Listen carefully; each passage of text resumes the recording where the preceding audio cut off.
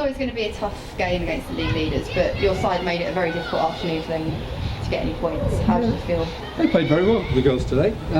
I couldn't ask for any more of them. Their effort, application was excellent. We had a bit of a game plan.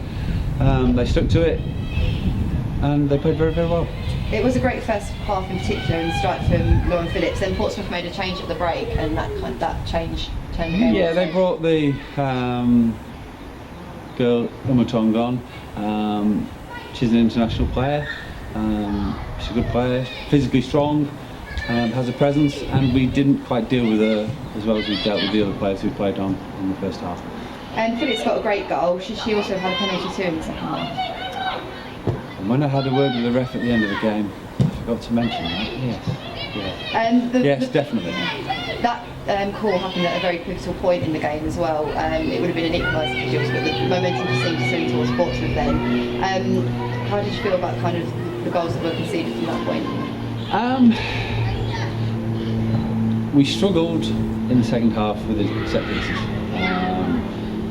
I'm not so sure that the one they scored their first goal was actually a free kick. It's very difficult because we're a little bit naive.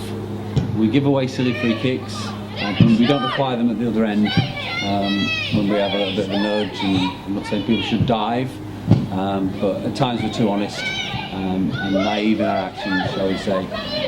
Make it easy for the opposition to put the ball in the box in free kicks. The fourth goal seemed particularly cruel in the dying seconds of the game. Do you think it added gloss to what was actually a reflection of the 90 minutes? I thought that was quite a good goal.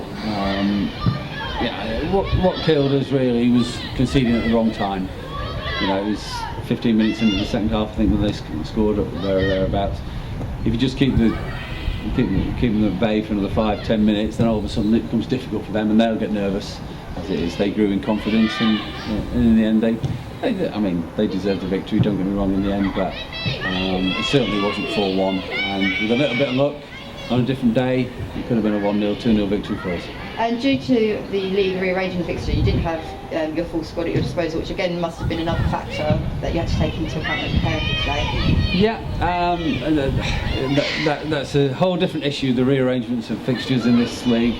I've chatted through it before with people. I think every team needs to end their season on the same day.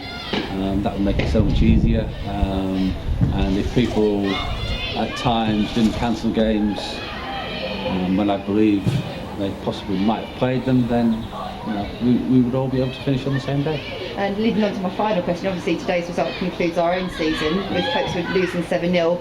Our own season could potentially not be concluded until late May. How frustrating is that, or how we kind of prepare for that?